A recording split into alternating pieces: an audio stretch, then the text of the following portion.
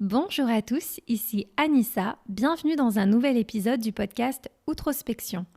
N'abandonne jamais, crois en toi. Telle est la devise de mon invité du jour. Entrepreneur, chroniqueur télé et papa, Charles-Louis Machuron cumule les casquettes.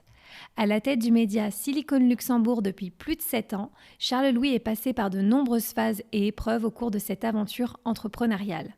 Son leitmotiv, toujours persévérer. Ensemble, on s'est donc intéressé à cette notion trop souvent oubliée qu'est la persévérance. Dans un monde où beaucoup tentent et peu réussissent, on s'est demandé si finalement il ne s'agissait pas de notre plus gros avantage différenciant. Alors avis aux indépendants, futurs entrepreneurs et porteurs de projets en devenir, cet épisode pourrait grandement vous intéresser. Bonjour et bienvenue sur Outrospection, le podcast qui te sort de ta tête et qui t'ouvre aux autres.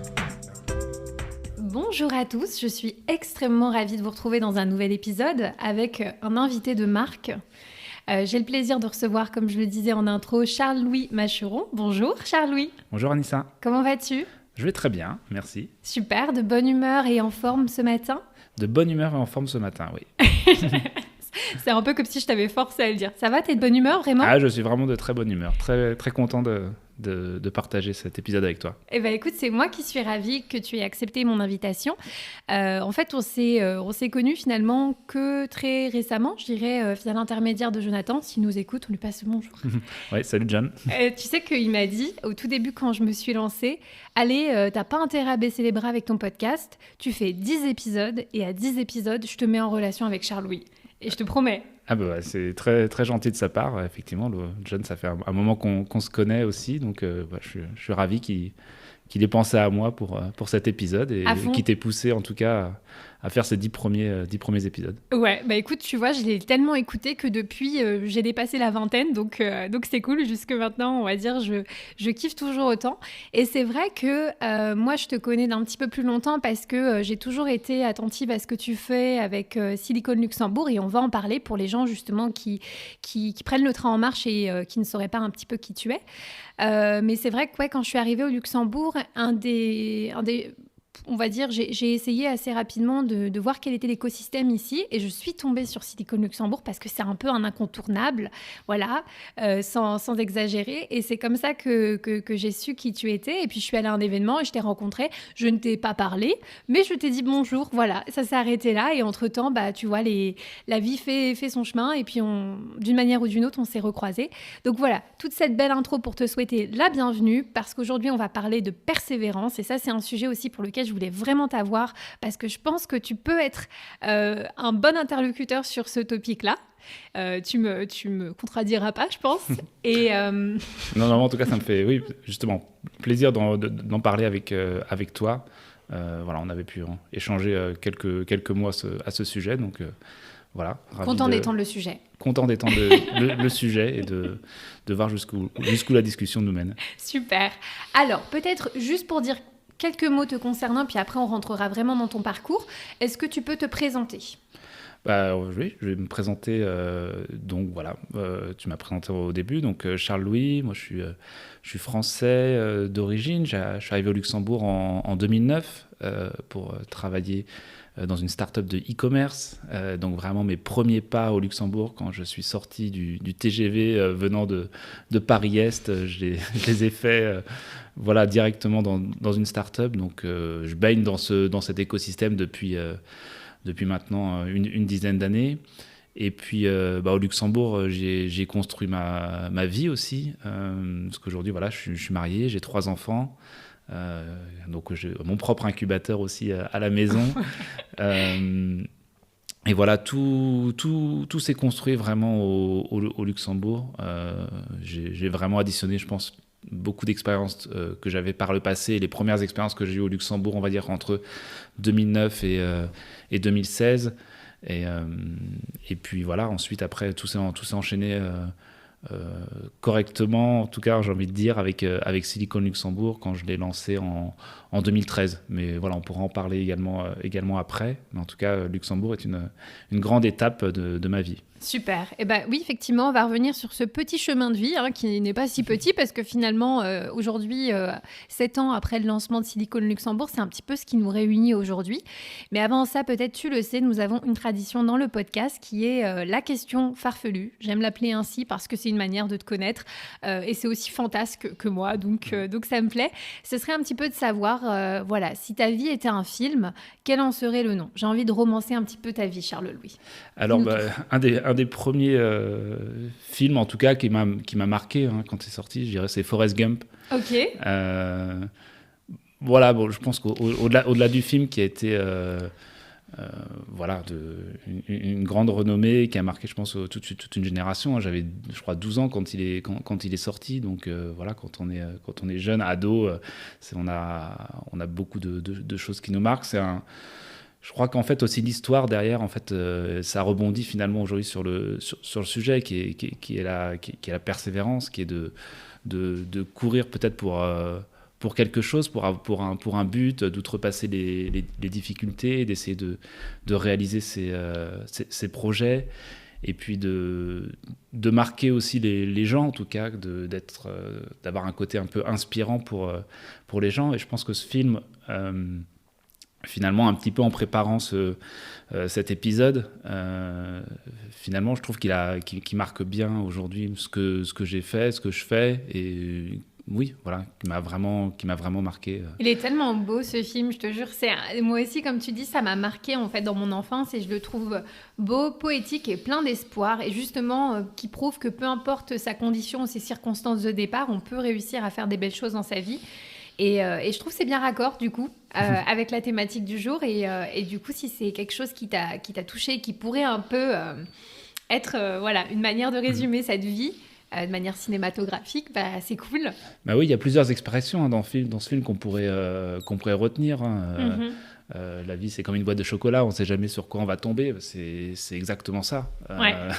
Voilà, on avance au fur et à mesure de sa vie. Il y a des choses positives qui se passent, des choses parfois négatives. C'est comment arriver à chaque fois à les gérer. C'est toujours souvent on essaie de courir quand même vers un but, vers un idéal. Donc ça fait partie aussi voilà, du parcours. Et oui, finalement, en fait, c'est vraiment quelque chose qui m'a marqué, en tout cas. Top. Eh bien, écoute, on va justement poursuivre parce que la raison pour laquelle je voulais t'avoir aujourd'hui, c'était pour parler de cette vertu qui parfois est un petit peu, je le dis souvent, un peu sous-cotée, un peu sous-estimée en fait, qui est la persévérance. Ou alors c'est peut-être un thème qu'on entend de manière générale et générique, mais c'est pas toujours évident de savoir de quoi il en retourne. Et peut-être ça m'intéressait aussi parce que toi, tu es très familier avec le milieu entrepreneurial, tu as rencontré beaucoup de porteurs de projets au cours de ces 10 dernières années, et tu as pu voir aussi peut-être des similarités chez ceux qui réussissent ou chez ceux qui échouent aussi parfois. Et je me disais que peut-être ça pouvait être intéressant de discuter, de philosopher autour de cette notion de la persévérance comme un unfair advantage, en fait, parce que c'est justement peut-être ce truc unique qui peut faire que parfois une personne y arrive en fait. Et avant de rentrer peut-être là-dedans, est-ce que toi tu pourrais nous donner ta définition de la persévérance et puis nous dire aussi un petit peu ce que toi tu vas considérer comme un unfair advantage? Oui, bien sûr, avec plaisir. Donc la persévérance, moi c'est vraiment, je pense, une caractéristique que beaucoup d'entrepreneurs ont, ou en tout cas aussi qu'ils découvrent au fur et à mesure de leur parcours. Je pense que derrière la persévérance, ce qu'il faut bien voir, c'est ce qu'on pourrait appeler la constance, en fait, la continuité du projet. Souvent, quand on se lance, c'est pas évident des fois d'avoir une vision à 1, 3, 5, 10 ans. Ça peut être aussi des longues périodes. Est-ce qu'on est prêt à s'engager sur un aussi long terme ? Je pense que une des caractéristiques en tout cas de la persévérance, c'est vraiment la constance et la continuité du projet. C'est-à-dire que voilà, on lance et puis après il faut faut prendre le temps d'habituer. Alors pour Silicon Luxembourg, les lecteurs ou les participants aux événements, les habituer aux événements qu'on organise, aux contenus qu'on va publier, aux newsletters qu'on va envoyer. Et puis c'est toujours essayer de garder ce rythme, cette constance au fil des ans. Quand j'ai lancé Silicon Luxembourg, c'était au début un blog vraiment que j'avais lancé, donc j'avais un emploi à temps plein. Et puis j'avais Silicon Luxembourg, je trouvais le nom très sympa et je voulais écrire des articles sur quelques entrepreneurs ou quelques startups que je connaissais. Il y a quelques personnes qui pensaient que ça allait durer 6 mois.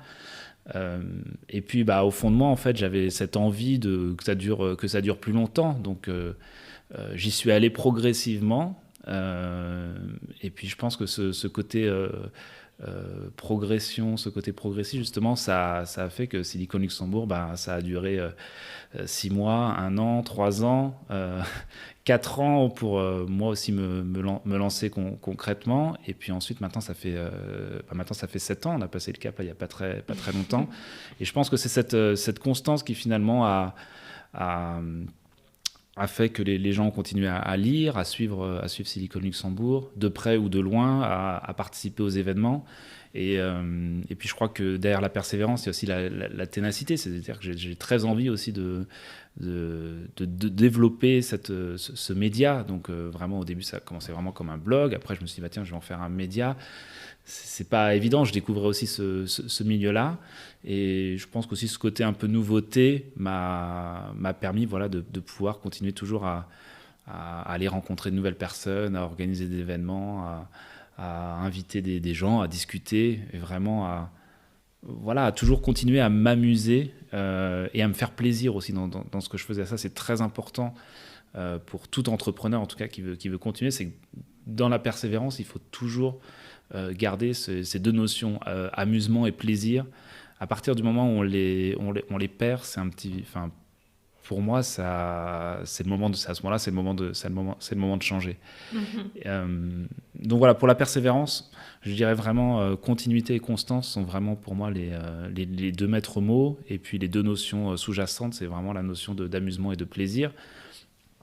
Maintenant, pour répondre également à ta question sur la partie unfair advantage, alors c'est une notion qui peut être traduite effectivement de plein de manières différentes. Raison pour laquelle je ne l'ai pas traduite. Voilà, j'ai l'impression. Je t'ai donné la patate chaude. Voilà, donc j'ai pas très envie d'en parler de manière avantage compétitif. En tout cas, je pense surtout la partie unfair advantage, si on lit si on lit ça à persévérance. Pour moi, c'est un élément de différenciation, c'est-à-dire que la persévérance peut être, au fond de moi, ça peut être ce qui me différencie d'autres entrepreneurs ou d'autres médias. Je pense que c'est ma singularité. C'est-à-dire qu'aujourd'hui, c'est vrai que Silicon Luxembourg, c'est très rattaché à Charles Louis. Ça, c'est très bien. C'est un atout. En même temps, j'essaye aussi de le détacher grâce à mes freelances aussi qui vont rédiger des articles. Mais je pense que cette persévérance, oui, aujourd'hui, c'est ce qui fait la différence. C'est-à-dire que je l'ai vu encore cette année, donc en 2020, avec tout ce qui s'est passé. J'ai eu aussi beaucoup d'entrepreneurs ou même d'annonceurs qui sont revenus vers moi parce que finalement, j'étais toujours là. Parce que je publie pas 10 articles par jour, mais déjà, si j'envoie une newsletter par semaine et si je le fais toute l'année, cette constance, ça va finalement rassurer en fait aussi les lecteurs, mes partenaires et autres. Et ça s'est beaucoup retranscrit cette année. En tout cas, je l'ai vraiment ressenti. Et donc, voilà, cette persévérance, je dirais que c'est un vrai, peut-être, élément de différenciation. Et c'est le cas souvent de nombreux entrepreneurs qui, parfois, vont créer plusieurs projets avant qu'un de leurs projets réussisse. Et c'est ce côté vraiment continuité, persévérance, constance dans le fait d'entreprendre qui vont faire qu'à un moment donné, oui, ils vont se différencier des autres et que ça va affirmer aussi leur personnalité. Donc voilà, moi, je pense que le unfair advantage, il est vraiment sur ce côté différenciation. Du coup, ça me rappelle un petit peu cette expression, tu sais, qui dit « ideas are cheap ».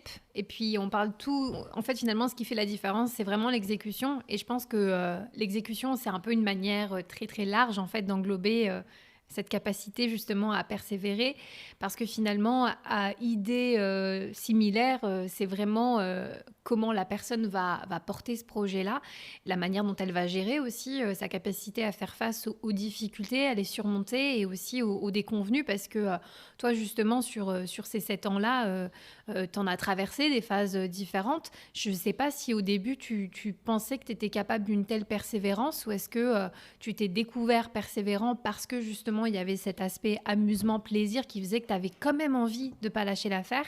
Qu'est-ce que tu en penses ? Et de toute façon, une chose est sûre, c'est que en se lançant, en faisant concrètement quelque chose, très important ce mot faire. C'est bien d'avoir les idées, les mettre en pratique et vraiment faire son projet, c'est autre chose. Et c'est là qu'on se découvre aussi, qu'on se découvre des qualités, des défauts, des envies, vraiment énormément de choses. La seule chose que avant Silico Luxembourg, j'ai pu construire aussi, moi, c'est cette capacité aussi à me connaître. C'est-à-dire que j'ai fait énormément de petits boulots où, voilà, quand je me suis lancé, j'ai fait des stages ou j'ai eu des jobs qui n'ont pas forcément duré très longtemps, mais cette somme en fait d'expérience a fait que j'ai appris à me connaître. On dit aujourd'hui beaucoup dans le métier, en tout cas dans le domaine des startups, voilà, connais tes consommateurs, connais tes clients. Déjà, en tant qu'entrepreneur, c'est déjà connais-toi toi-même. Je pense que c'est très important et ça peut venir à la fois des expériences professionnelles, mais ça peut venir aussi beaucoup des expériences personnelles. Il m'est arrivé, je me souviens d'un voyage que j'ai fait en sac à dos en Suède. J'ai pris un billet d'avion, je suis parti en Suède et je me suis dit, quand j'arrive à Stockholm, je prends un train et je vais tout au nord de la Suède et je fais un trek pendant 10 jours. J'étais pas trop préparé, j'avais un sac à dos, je sais que j'avais très envie de le faire, mais je savais pas du tout dans quoi je me lançais. Et cette expérience de 10 jours, voilà, elle m'a montré aussi de quoi, moi personnellement, j'étais capable. J'avais très envie de faire un voyage comme ça en sac à dos, en solo. Ok, solo vraiment. Voilà, vraiment, Okay. Vraiment solo. Et ça m'a vraiment montré aussi, voilà, ce dont j'étais capable. Et quand j'en suis revenu, il y avait des choses que j'avais bien aimées, d'autres moins aimées. Mais je pense que ce parcours-là, ça se ressemble en fait. Il y a plein de sommes d'expériences personnelles et professionnelles qui font qu'aujourd'hui j'ai plus confiance en moi, je connais mieux mes capacités à faire des choses. J'ai énormément appris aussi à déléguer.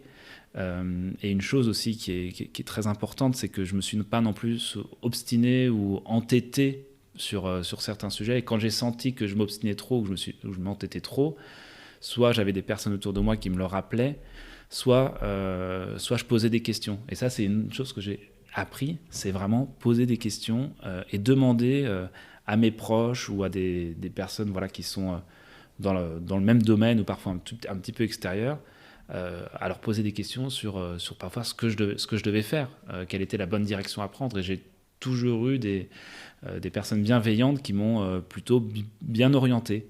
Et ça m'a évité des fois de m'entêter sur des sujets des fois qui n'étaient pas pour moi ou qui n'étaient pas pertinents. Donc, c'est intéressant que tu parles de ça parce que tu sais, en préparant l'épisode, dans les synonymes de persévérance, parfois, je voyais obstination associée à la persévérance. Et je pense que peut-être, effectivement, parfois, la frontière est fine entre les deux parce que c'est difficile de savoir si à un moment donné, c'est de la persévérance ou de l'obstination quand quelque chose ne fonctionne pas et que tu réessayes.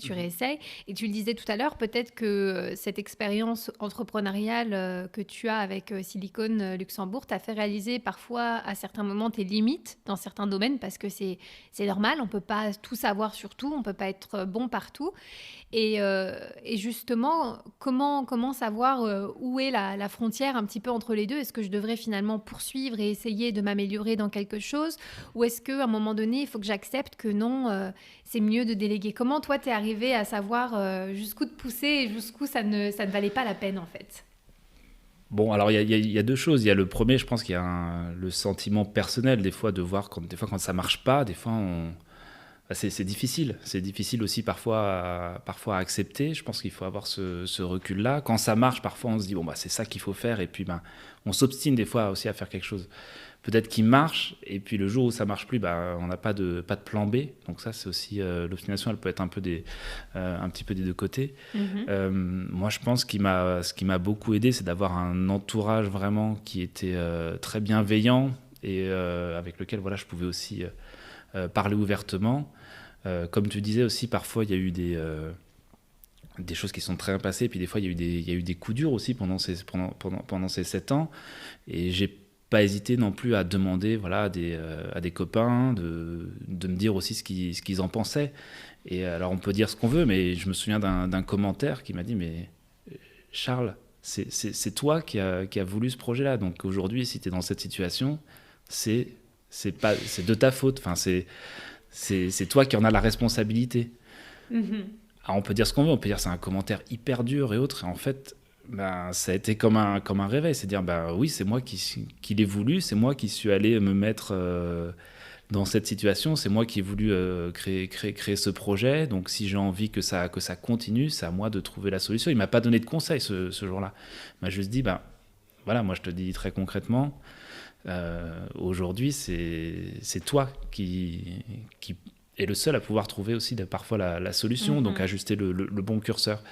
Et je pense que cette obstination, il faut, ça s'apprend. Je pense qu'il ne faut pas non plus s'entêter ou être têtu, quoi. Quand ça ne marche pas, il faut essayer avoir cette capacité à trouver autre chose. C'est pas évident parce que des fois c'est le projet d'une vie, ou alors c'est un projet dans lequel on a beaucoup investi personnellement ou financièrement. C'est pas évident de dire j'arrête et puis je fais autre chose. Ouais. Et ça, une nouvelle fois, ça vient du fait de se connaître, de se connaître mieux, et puis surtout d'être à l'écoute. Moi, si vraiment il y a quelque chose que j'ai appris pendant 7 ans, c'est poser des questions, être à l'écoute des commentaires de chacun, que ce soit des lecteurs, des proches, des personnes qui participent aux événements, de plein de choses. Et puis des fois, il y a eu des commentaires qui me faisaient pas plaisir, mais je les ai pris, et je me suis dit qu'est-ce que j'en fais. Et aujourd'hui, Silicon Luxembourg, ça reste foncièrement la même idée que j'ai eue il y a 7 ans, sauf qu'il y a eu énormément d'améliorations au fil des ans. J'ai cette capacité à être toujours indépendant, donc à ne travailler qu'avec des freelances, donc à pouvoir prendre des décisions hyper rapidement, et s'il faut changer quelque chose, je le fais. Mais je crois que ce côté vraiment obstiné, c'est sûr que je suis obstiné à le faire, ce site, mais il y a quand même un côté, un côté écoute qui est une dimension très très importante. Oui, et puis ce que tu disais, qui est aussi intéressant dans cette notion de persévérance, c'est que parfois, réaliser qu'on doit peut-être demander de l'aide, ou que sur ça, il vaut mieux faire les choses différemment, on peut être persévérant en finalement lâchant prise. Ça ne veut pas forcément dire foncer bien en tête et puis se dire non, j'ai dit à tout le monde que j'allais faire ça comme ça, donc maintenant j'y vais et je le fais, même si je ne sais pas, même si je n'y arrive pas. Mais c'est aussi peut-être avoir du recul sur ce qu'on fait, et accepter aussi que parfois on doit faire les choses différemment de ce qu'on avait en tête pour pouvoir y arriver. Tout à fait. Moi, je crois que j'ai toujours au fond de moi cette flamme de Silicon Luxembourg, de vouloir toujours l'emmener vers quelque chose de mieux. Finalement, je vais être très, très transparent. Je ne sais pas vraiment ce qu'est ce mieux. Je sais simplement que je peux toujours... j'ai au fond de moi ce sentiment de pouvoir toujours continuer à l'améliorer. Donc c'est ce qui me fait... C'est ce qui me fait continuer. Ouais. C'est ce qui me passionne aujourd'hui. C'est ce qui me fait passer certains obstacles, essayer de mieux prévoir les choses, même si Silicon Luxembourg, quand je l'ai lancé, il y avait l'écosystème start-up, en tout cas, était très naissant, donc ça n'a pas été évident de gérer, on va dire, les 5 premières années jusqu'à fin 2018, parce qu'il y avait tellement de nouveautés chaque année que c'était très difficile de planifier concrètement l'année. Donc maintenant ça va mieux, je pense que l'écosystème il est construit, et on peut déjà mieux planifier l'année prochaine, mais ça a été quelque chose aussi que j'ai dû appréhender, oui. Et donc pour l'appréhender, moi, je me suis mis des petits outils à la maison qui me permettent de pouvoir suivre les données, les statistiques, faire moi-même la comptabilité, plein de choses qui me permettent aujourd'hui de mieux maîtriser un petit peu l'ensemble du projet et de pouvoir faire les ajustements nécessaires. Et puis, comme je disais, toujours être capable d'avoir aussi cette ambition aussi vraiment au fond de soi, personnelle, de pouvoir toujours avancer. Donc c'est toujours avancer, courir, continuer et tenir coûte que coûte. Mais tu le disais justement, donc toi, tu es indépendant. Donc aujourd'hui, tu travailles de chez toi. Enfin, je pense que c'était même déjà le cas bien avant le Covid. Et donc, tu as décidé à un certain moment de te mettre à plein temps sur Silicon Luxembourg pour vraiment développer et faire décoller en fait ce média.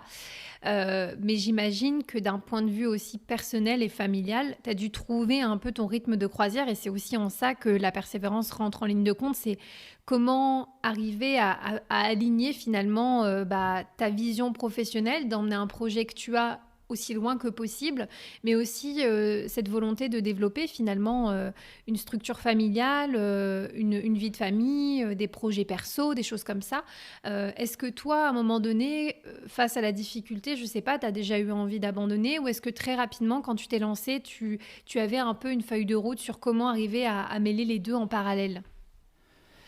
Alors, comment je vais répondre à cette question ? Disons que, comme je te le disais en introduction, ces 7 dernières années, ça a été aussi à la fois donc le projet Silicon Luxembourg, et puis il y a eu aussi j'ai construit ma vie, je me suis marié, j'ai eu des enfants, on a acheté une maison, donc la vie continue. Donc ça, c'est quelque chose que j'ai pas oublié. Je pense que j'ai la chance d'avoir une bonne partenaire qui est très, très à l'écoute aussi, qui m'encourage aussi dans le projet. Je suis tout à fait conscient que c'est pas évident pour elle tous les jours d'avoir un entrepreneur à la maison et de voir aussi que parfois je peux être en difficulté ou parfois que ça va bien. C'est difficile parfois de planifier les choses et je suis pas le meilleur dans la planification des choses, donc on essaye de se répartir les rôles, mais en tout cas j'ai pas créé mon projet et arrêté ma vie familiale. Au contraire, ma vie familiale a pris finalement beaucoup d'ampleur et moi je me suis organisé ou réorganisé aussi grâce à eux. Donc par exemple, je me suis réorganisé dans mon emploi du temps, où par exemple les rendez-vous, je ne prends que certaines plages horaires de rendez-vous pour me garder vraiment des journées complètes de travail. Comme tu disais, je travaille aussi de chez moi, donc tout est aussi aménagé pour faire en sorte que je me sente aussi bien en travaillant à distance, pour pouvoir coordonner les freelances qui font vivre aujourd'hui Silicon Luxembourg. Ça, je pense que c'est quelque chose qui a beaucoup évolué, ma manière de m'organiser. Je note beaucoup de choses, je reste quand même curieux, avoir toujours plein d'idées. Donc moi, je fonctionne avec des carnets. Alors ça peut paraître un peu à l'ancienne, mais j'adore ce côté carnet et petit cahier qui me permet de prendre beaucoup de notes, de pouvoir les revoir de temps en temps et de toujours pouvoir continuer à être créatif. Donc ça peut être simplement des fois quelque chose que j'ai vu en me promenant, ou quelque chose que j'ai écouté, ou quelque chose que j'ai lu, ou une discussion que j'ai pu avoir. J'en prends une note et puis parfois je repasse à travers et ça me permet toujours de pouvoir générer de nouvelles idées. Donc oui, cette organisation, en tout cas à la maison, a fait que Silicon Luxembourg aujourd'hui, ça me permet de pouvoir le continuer comme j'en ai envie. Ça m'a permis aussi de mieux préciser mon projet, c'est-à-dire qu'au tout début, j'avais envie de couvrir beaucoup d'actualités, de m'impliquer dans beaucoup de choses, et puis au fil du temps, on voit quand même qu'avec le temps, il faut se focaliser sur certaines choses, vraiment sur le côté média. C'est vraiment quelque chose sur lequel je me suis beaucoup plus axé. Et je crois que j'ai bien fait parce que ça m'a permis aujourd'hui de pouvoir développer Silicon Luxembourg comme je l'entendais et d'avoir encore des nouveaux projets en tête pour les prochaines années. Et je pense que j'ai un bon rythme de croisière, en tout cas maintenant, personnel aussi. L'objectif maintenant reste aussi que j'ai aussi envie d'accorder aussi plus de temps pour des activités personnelles ou des activités voilà, en famille. Et voilà, il faut le caler aussi dans son agenda. Maintenant, voilà, je ne travaille pas le week-end, ça c'est une certitude. C'est bien. Voilà, j'arrive à m'occuper des enfants et de ma femme tous les matins et tous les soirs. Donc de ce côté-là, j'ai quand même mis voilà, certaines limites qui sont, on va dire, personnelles, complètement, et qui me permettent voilà, de pouvoir d'avoir cette balance personnelle qui me convient. J'ai écouté un podcast récemment, justement, c'était le sujet, ça parlait un peu du burn-out des freelances, tu vois, parce que je pense que dans une ère en plus comme celle qu'on traverse, il y a aussi beaucoup de gens qui ont pris conscience, tu vois, qu'ils avaient peut-être envie de se développer sur des projets perso, qu'ils avaient envie d'être à leur compte. Et donc, aujourd'hui, ça signifie peut-être faire ça de chez eux et donc faire conjuguer leur vie perso avec leur vie pro. Et dans ce podcast, évidemment, et voilà, il relevait le fait qu'on peut aussi tomber en burn-out dans cette situation, et même si ça marche professionnellement. Quel serait peut-être le conseil, si tu avais un conseil à donner justement pour quelqu'un qui se lance dans quelque chose d'assez similaire en termes de configuration à ce que toi tu as fait avec Silicon, et qui devait justement arriver à trouver, naviguer dans ce nouveau rythme. Qu'est-ce que tu leur dirais? Bon, je leur dirais, il y a plusieurs choses que j'ai envie de leur dire. Déjà, travailler en indépendant, quitter peut-être une structure, un confort, une nouvelle fois, c'est pas quelque chose de forcément évident. Moi, c'est quelque chose, en tout cas, qui personnellement me convenait pas forcément d'avoir ce confort. Mes expériences passées, elles ont été ce qu'elles ont été, mais voilà, j'ai appris beaucoup de choses. Mais quand je me suis lancé en indépendance, c'est parce que ça marchait pas comme je voulais aussi à côté. Donc déjà, il faut avoir cette capacité voilà, à pouvoir quitter un confort. Alors cette capacité à pouvoir travailler de manière indépendante, c'est-à-dire quand on travaille de manière indépendante, c'est qu'on se prend en charge de A à Z. Donc c'est une nouvelle fois un petit peu différent. Est-ce qu'on est capable aussi de travailler de chez soi ou dans un espace de coworking, et voilà, d'avoir toujours cette motivation à travailler. Quand on est indépendant aussi, il faut gagner aussi de l'argent aussi chaque mois.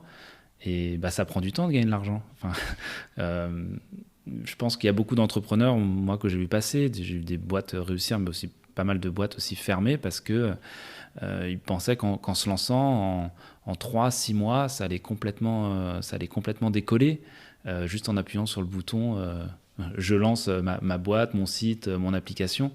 Et alors ça, c'est vraiment une règle que je dis à tout le monde. C'est vraiment, il faut que vous ayez un plan perso et pro sur au moins les 3, voire 5 prochaines années, parce que ça prend du temps d'avoir des clients. Alors c'est bien de pouvoir commencer avec 1 ou 2, mais il faut très rapidement en avoir une dizaine qui forment une base solide, et ça prend du temps de pouvoir les convaincre, de leur montrer la qualité du travail, de pouvoir les fidéliser. Donc quand on se lance, il faut quand même avoir cette vision sur la prochaine année, sur les 3 prochaines années, voire 5 prochaines années souvent, pour pouvoir avancer, pouvoir se lancer. Donc quand on se lance, il faut, je pense, quand même avoir quelques certitudes sur le fait que c'est le bon moment, c'est le bon choix. Moi, quand je me suis lancé pour Silicon Luxembourg en indépendant, donc en juin 2016, donc j'avais créé en octobre 2013, donc entre octobre 2013 et mai 2016, c'était un projet à côté. Par contre, pendant ces 3 années-là, j'ai pu rencontrer un certain nombre de partenaires, de sponsors qui le sont toujours aujourd'hui. Et donc quand je me suis lancé en juin 2016, dès le premier mois, j'ai eu la chance de pouvoir facturer.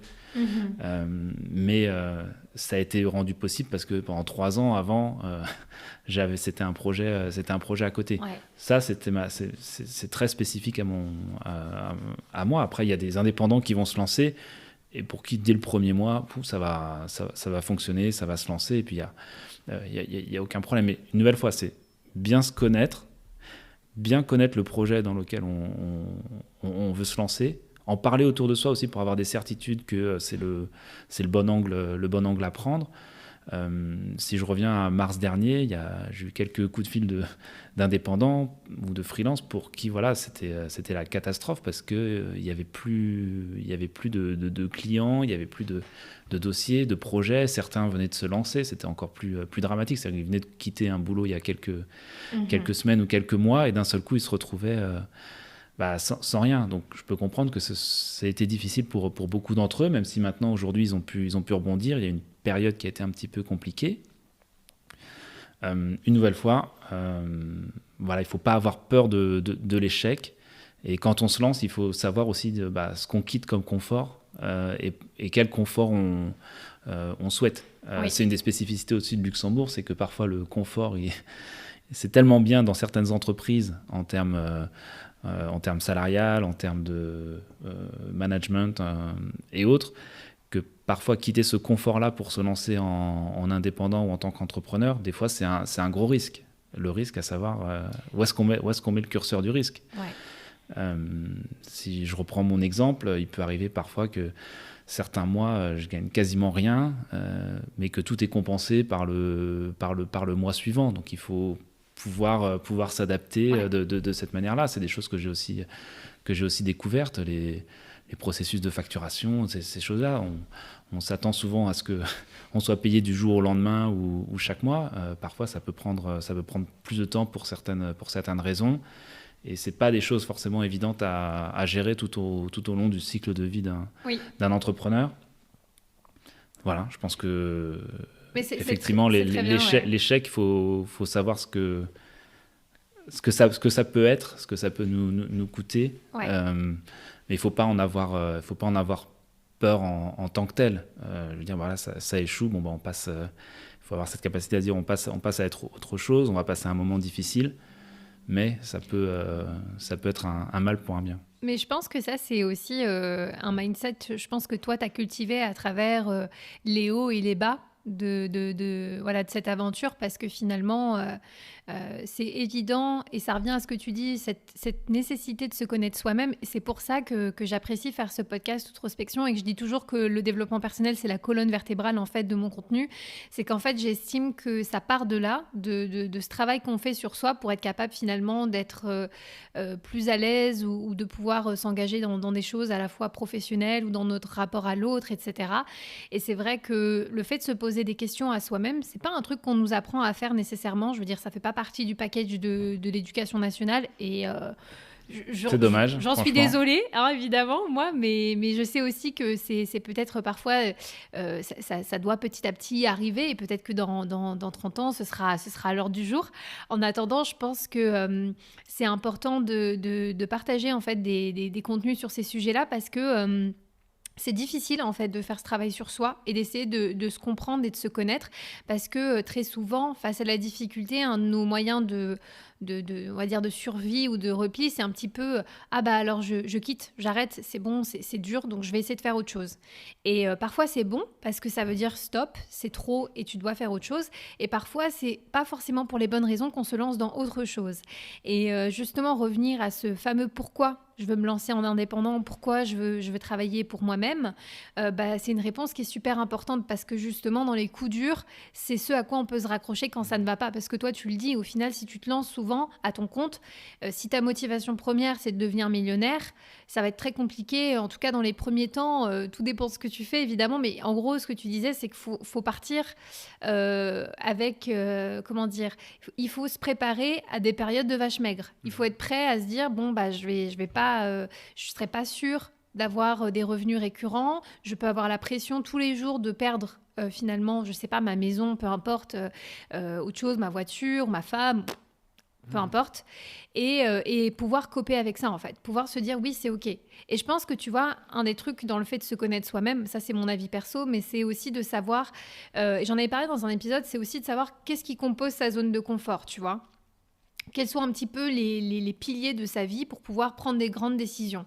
Et je pense que si un des piliers de ta vie, c'est la stabilité et la sécurité, y a des choses où peut-être le fait d'être indépendant, ça peut un petit peu s'entrechoquer. Après, je pense qu'on a tous à des stades différents la sécurité et la stabilité, parce que ça fait partie vraiment des besoins primaires, mais il y a des gens chez qui ça prend une part plus importante. Et d'autres qui vont te dire, moi, c'est la liberté. Moi, j'aime la liberté, j'aime pouvoir aller de passer de cet endroit à cet endroit. Et du coup, c'est des gens qui vont vivre un petit peu moins la difficulté de dire, bah voilà, si je dois quitter ça pour avoir ma liberté, alors j'accepterai de le faire. Et je pense que c'est là aussi cette nécessité, encore une fois, de bien se connaître et de passer du temps, parce que ce temps-là, il n'est pas perdu finalement. De bien se connaître. Et justement, je me demandais, toi, qu'est-ce que tu fais au quotidien pour cultiver en fait cet esprit et cette persévérance en fait. Est-ce que tu mets en place des choses? Est-ce que tu travailles sur toi? Est-ce que dans tes échanges avec les autres, il y a des éléments qui t'aident à maintenir ce degré-là? Alors, juste avant de répondre à ta question, je reviens juste sur ce que tu viens de dire. C'était hyper pertinent. Entre stabilité et liberté, les deux sont possibles. J'ai envie de dire, moi aujourd'hui, j'ai la liberté de pouvoir faire ce que j'ai envie et de faire mon projet. Et pourtant, j'ai jamais été aussi stable aussi dans ma vie perso. Donc ça, c'est faisable, c'est réalisable. Ça prend un certain temps, mais c'est possible. Une nouvelle fois, tout se joue aussi dans la constance et dans cette capacité à pouvoir avancer. Un autre point que tu mentionnais, c'est cette capacité justement au développement personnel qu'on nous apprend pas forcément. Il y a un sujet qui est, je pense, qui est assez primordial peut-être de manière psychologique, c'est le mental des entrepreneurs. Je pense qu'on n'est pas préparé mentalement parfois à vivre certaines situations. Et on n'est pas c'est très compliqué de pouvoir gérer ses émotions, de pouvoir faire une introspection sur soi-même. C'est compliqué. Moi, je suis pas le plus fin psychologue. Par contre, je sais que je sais faire les choses. Je sais embarquer un peu des gens avec moi dans une aventure, faire ce genre de projet. Pour répondre maintenant à ta question sur comment je travaille ma persévérance au quotidien, ou en tout cas comment je l'ai travaillé ces derniers temps, moi je donnerais peut-être le conseil d'arriver à enlever les zones de stress qu'on a un peu au quotidien. Je vais prendre un exemple très concret. Quand j'ai lancé Silicon Luxembourg, il y a eu un moment donné où j'ai fait beaucoup de rendez-vous parce qu'il y avait beaucoup de personnes à rencontrer, que ce soit des entrepreneurs, des partenaires potentiels, des institutions publiques. Enfin, à un moment donné, j'accumulais vraiment énormément les rendez-vous. Et ça en était presque où il y en avait tous les jours et il y avait des horaires parfois qui convenaient pas forcément avec notre situation familiale parce que le rendez-vous était tôt le matin et que ça mettait le stress à tout le monde à la maison. Et ça allait pas. Donc, j'ai pris une décision radicale. Je pense que c'était il y a un peu plus d'un an. Je me suis dit, je ne fais plus les rendez-vous tôt le matin, même si j'adore me lever super tôt et bosser bien avant que tout le monde soit levé. Je vais réorganiser mes journées et je ne vais faire que 2 demi-journées de rendez-vous maximum par semaine. Le reste du temps, ça peut être soit maintenant des rendez-vous téléphoniques ou autres, mais en tout cas, juste en réorganisant juste cette partie-là sur mon agenda, ça m'a libéré un temps incroyable, ça m'a enlevé un stress fou, ça a déstressé tout le monde à la maison, et ça m'a permis juste d'être un peu plus serein pour pouvoir une nouvelle fois continuer ce projet. Donc une nouvelle fois, cette persévérance, elle a été rendue possible parce que d'un côté, je m'étais enlevé une zone de stress que j'avais identifiée, en tout cas à la maison. Il y a d'autres zones de stress que j'ai aussi améliorées pour moi et qui me permettent aujourd'hui de pouvoir continuer, de pouvoir avancer. J'essaie de mieux planifier les choses, en tout cas pour Silicon Luxembourg. Ça a pris du temps parce qu'à un moment donné, peut-être qu'on peut le redire aux auditeurs, mais quand j'ai lancé en 2013, il y avait l'écosystème startup, il était vraiment, il n'y avait pas grand-chose. Et ça a vraiment explosé au fur et à mesure du temps. Donc, moi, il y a un moment donné aussi, j'avais, je pense, trop de sollicitations que j'ai eu du mal à gérer, ou des sollicitations pour lesquelles j'ai pas su dire non. Ce qui fait qu'à un moment donné, ça a été un effet boule de neige et que ça m'a pris pas loin de 2 ans pour arrêter l'avalanche. Ouais. Donc maintenant que l'avalanche est arrêtée de ce côté-là, moi je peux mieux planifier les choses. Mais une nouvelle fois, c'est venu à un moment donné, j'ai réussi, et c'est très récent, hein, je veux dire, il y a à peine un an, à réussir vraiment à dire non à beaucoup de... Et ça, c'est dur, hein. Et c'est pas évident, et en fait, ça a été vraiment nécessaire, bienfaiteur aussi vraiment pour moi, hein, pour nous à la maison, et pour le projet. Et voilà, et ce travail-là, en fait, voilà, il a été fait. Voilà, j'ai pas fait de séance de coaching ou quoi que ce soit. C'est vraiment plutôt en discutant à la maison ou avec mon entourage que j'ai pu identifier, voilà, ces points bloquants. Je pensais pas que ça allait pouvoir m'arriver, hein. Quand on se lance, on sait pas qu'on va devoir agir de manière si importante sur soi-même.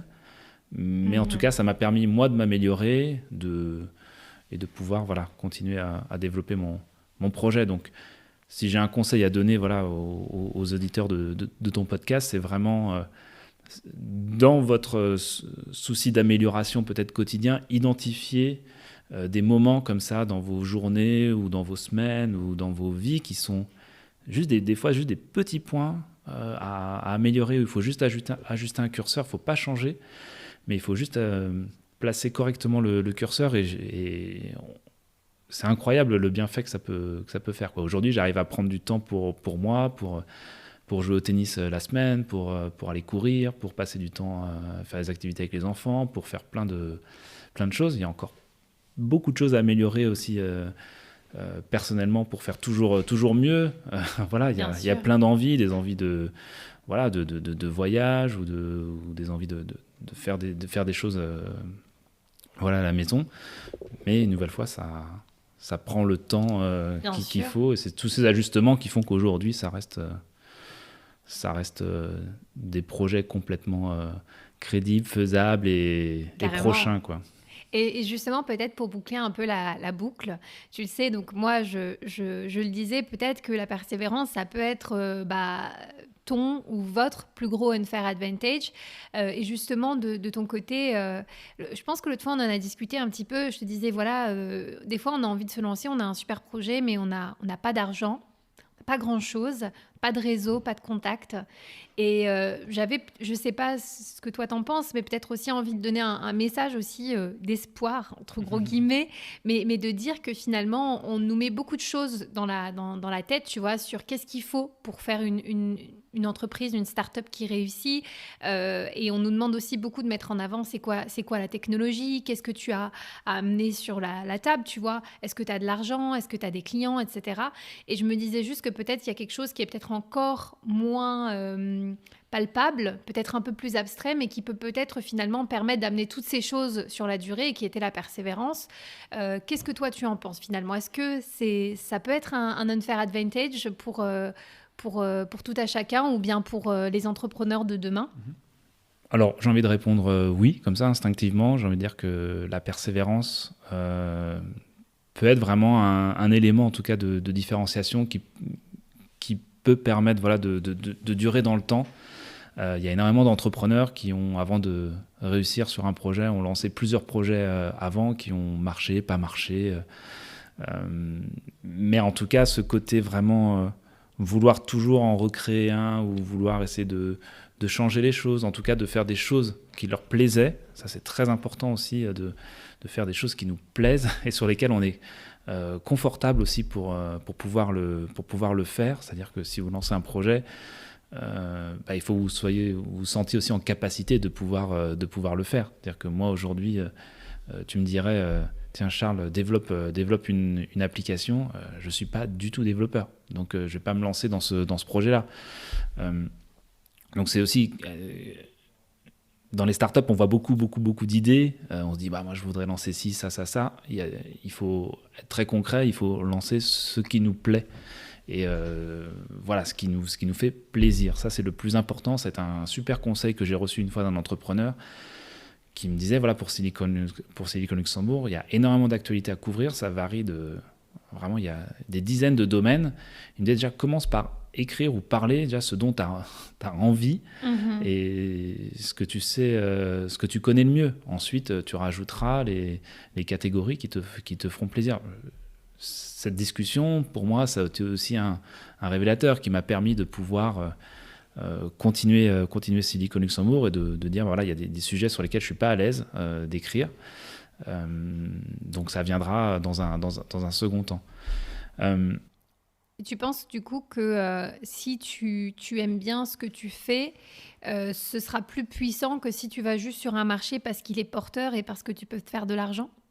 Je pense, oui, parce que pour réussir, il faut quand même avoir cette passion, parce que ça permet vraiment d'ouvrir certaines portes, de pouvoir convaincre plus facilement des partenaires, l'entourage, si vous avez des employés, de pouvoir les embarquer dans l'aventure. S'il n'y a pas cette passion, cette flamme, pour moi, c'est quand même très compliqué. Enfin, je ne connais pas beaucoup d'entrepreneurs qui ont réussi sans avoir la passion du projet sur lequel ils travaillaient. Ça, c'est certain. Ensuite, tout à l'heure, dans ta question, tu disais effectivement, est-ce que quand je lance un projet, j'ai envie de devenir millionnaire, etc. Alors déjà, c'est très compliqué déjà de devenir millionnaire. Déjà, arriver à faire ses 10 000 premiers euros, ses 100 000 premiers euros, son demi-million et son premier million de chiffre d'affaires, c'est déjà des étapes. Il faut bien en être conscient. Aujourd'hui, après, c'est un avis très personnel, mais je trouve qu'on est trop bombardé de messages justement où deviens millionnaire en 3 mois. On est bombardé de plein de conseils pour devenir un meilleur entrepreneur. Il faut faire ci, ça, ça, ça. On nous fait faire des présentations dans tous les sens. Je pense que ça nous fait perdre en fait beaucoup de temps et d'énergie. Il y a des bons conseils, des fois je pense à prendre. Mais déjà, je pense que la réalité du terrain, la réalité de faire, c'est bien différent. Moi, je suis un peu sorti justement de ce cadre-là il y a peut-être 2-3 ans où j'ai, je pense, un peu déconnecté par rapport à tous ces messages que j'entendais, qui se trouvaient me polluer un peu l'esprit. Et je me suis vraiment plutôt concentré sur mon projet, sur moi-même, et je pense que ça a été bénéfique. Ça reste possible pour des gens qui ont des très bonnes idées de se lancer, de gagner de l'argent, de lever des fonds, de revendre, etc. Mais ça prend du temps. J'ai pas de connaissances, en tout cas proches autour de moi, quelqu'un qui a lancé un projet et au bout de 3 mois, je sais pas, l'a revendu ou est devenu multimillionnaire. Enfin, j'ai pas cette expérience autour de moi. En général, il y a beaucoup de travail de fond, comme tu disais tout à l'heure. Il y a beaucoup de travail de fond, ouais. Ceux qui tiennent 4-5 ans, là, il y a de la matière. Là, il commence à y avoir un vrai chiffre d'affaires. Il commence à y avoir une équipe autour de soi. Ça commence à devenir rentable, valorisable, en tout cas. Une nouvelle fois, ça prend du temps. Et je pense qu'il faut un peu sortir de ce cadre du... Je lance mon projet en un claquement de doigts, ça va être incroyable, ça va se diffuser sur les réseaux sociaux, etc. Non, c'est pas le cas. Il y a aussi de l'investissement. Je pense qu'on montre on montre les belles choses, on fait beaucoup de starification des entrepreneurs ou des gens qui sont plutôt dans le domaine public, on va dire dans la musique, dans le théâtre, dans le cinéma, dans des écrivains, plein de choses, mais certains, pour en arriver là, ça leur a pris du temps. D'autres, ils ont peut-être été mis sur un piédestal beaucoup trop tôt. Et c'est difficile après d'aller voir des jeunes et de leur dire ça va prendre du temps pour travailler, pour faire ton expérience, pour créer ton entreprise. Le message n'est pas sexy, ne fait pas vendre, ça c'est certain. Mais c'est pour ça que moi je voulais aussi mettre à l'honneur, tu vois, cette vertu en quelque sorte de persévérance, parce que justement, on a tendance à vite mettre en avant les quick wins, les success stories rapides. Mais la réalité, et pour la majorité des gens, c'est pas aussi rapide. Non, exactement, ça prend du temps. Je veux dire, si je reprends l'écosystème start-up luxembourgeois, les sociétés qui sont encore là et qui ont été créées il y a 4-5 ans, oui, là, ça devient intéressant. On a encore beaucoup de projets à Luxembourg qui sont naissants.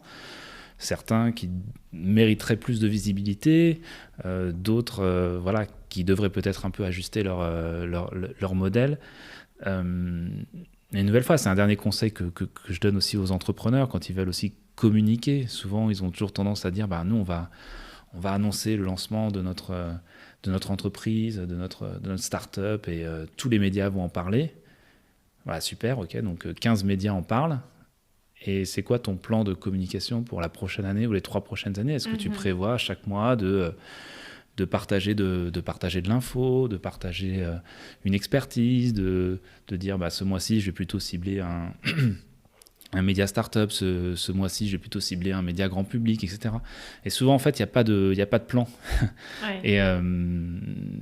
Et un plan de communication, c'est comme avoir un objectif pour son entreprise. C'est-à-dire qu'il faut avoir aussi une visibilité régulière. Si on reparle de persévérance et de continuité, oui, il y a de l'actualité régulière sur Silicon Luxembourg. Au début, il y avait peut-être un article, je sais pas, par semaine. Allez, c'était très... Maintenant, on a presque une dizaine par semaine. Donc déjà, ça a pas mal changé. On est capable d'envoyer une newsletter maintenant toutes les semaines pour une newsletter d'actualité. Donc ça, c'est aussi une grande différence. Avant, c'était une fois par mois. Après, on a fait des tests à un moment donné. Est-ce qu'une fois par jour, une news, c'est possible ? Mais c'était trop pour le marché. Donc une fois par semaine, ça reste un bon rythme. Il faut le tenir, le rythme. Ouais. C'est-à-dire, c'est pas évident. C'est exigeant. Il faut être capable de gérer à la fois des articles qu'on va dire originaux, des articles plutôt sur les formats questions-réponses, des articles sponsorisés. Enfin, ça reste quelque chose à mettre en musique.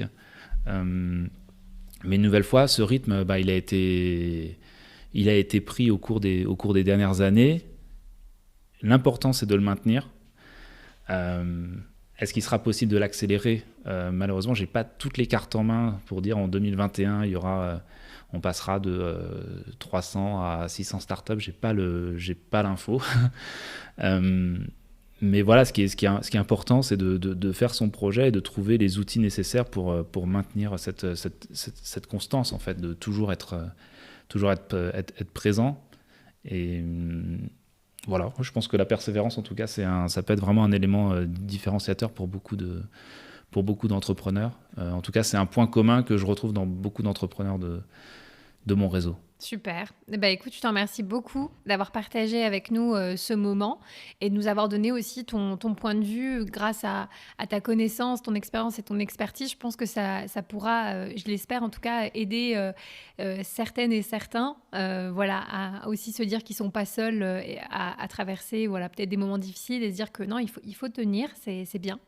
Et du coup, donc, on le rappelle, il y a le site internet. Tout à fait. Silicon Luxembourg. Il y a la newsletter. Donc ça, on peut s'y abonner. Moi, je suis abonnée. Je reçois effectivement toutes les semaines le petit mail avec les actus. Vous êtes présent aussi sur Insta, sur LinkedIn. Je vois aussi tes actus, toi, sur les réseaux sociaux. Essayez de partager l'information à un public de plus en plus large. Ouais. Voilà, donc ce qui marche très bien en tout cas au Luxembourg, c'est un marché très B2B, donc nous c'est la newsletter qui marche particulièrement bien, le trafic organique aussi du site, les réseaux sociaux c'est un complément, mais c'est pas la majorité de notre trafic, mais c'est important d'avoir une présence pour toucher un public de plus en plus large. C'est chouette. Écoute, en tout cas, moi, je te souhaite beaucoup de réussite et beaucoup de belles évolutions pour le projet parce que, comme tu disais tout à l'heure, tu as envie de l'emmener vers du mieux. On ne sait pas encore ce que c'est que ce mieux, mais une chose est sûre, c'est qu'avec ce travail et cette envie et la passion, la flamme que tu as, ça peut encore promettre de belles choses puisque, il y a 7 ans en arrière, tu ne savais pas que tu allais écrire cette histoire. Donc, à 1 an de vue, on ne sait pas non plus. Tout à fait. Qu'est-ce que sera ton podcast aussi dans 7 ans ? Tu vois, moi, je te souhaite aussi le meilleur, de continuer à faire évoluer ce podcast comme tu as envie. Je pense que tu as appris des 20 premiers épisodes. Ouais. Tu vas apprendre du 21e, du 22e, etc. Et quand tu arriveras au 100e, ce que je te souhaite, tu vois, ce sera peut-être le podcast dont tu as rêvé. Ouais. voilà, là c'est toi qui fabriques toi-même tes podcasts. Ce qui est, je pense, très important pour beaucoup d'entrepreneurs, c'est qu'il faut que vous appreniez aussi à faire votre podcast, votre site, vos articles, en tout cas le produit que vous vendez ou le service que vous vendez, vous devez le connaître par cœur et en avoir été l'ingénieur, la personne qui l'a vraiment construit. C'est-à-dire que quand vous en parlez, vous devez le connaître de A à Z. Et ça, je pense que c'est un message très important, c'est qu'il faut faire les choses. C'est vrai, l'exécution ne doit pas être sous-estimée. L'exécution, bien sûr, il faut intellectualiser un peu aussi tout ça pour pouvoir faire les choses correctement et puis avoir cette capacité à se dire, OK, je vais le faire et le construire dans le temps. Ça prend un certain nombre de mois, d'années, mais il faut maintenir ce cap en tout cas. Très bien. On va suivre tes conseils. Merci pour tous ces enseignements. Et merci à vous aussi si vous êtes restés jusqu'au bout de cette petite heure. Je pense qu'il y a beaucoup, beaucoup de choses à tirer dans ce que tu as dit. Des petites pépites par-ci, par-là. Et c'est trop chouette. Donc, merci à toi. Et puis, à très bientôt, Charles-Louis. À très bientôt, Anissa. Merci pour tout. Hey, si vous êtes encore là, merci beaucoup pour votre écoute. J'apprécie énormément. Si vous avez aimé cet épisode, n'hésitez pas à le partager autour de vous pour donner plus de visibilité au podcast. Si vous souhaitez me contacter, vous pouvez m'écrire sur Instagram ou sur LinkedIn, ou mieux encore, vous pouvez vous abonner à ma newsletter sur le site outrospection.lu pour recevoir votre dose mensuelle d'inspiration, de motivation et connaître les derniers épisodes. Merci et à bientôt!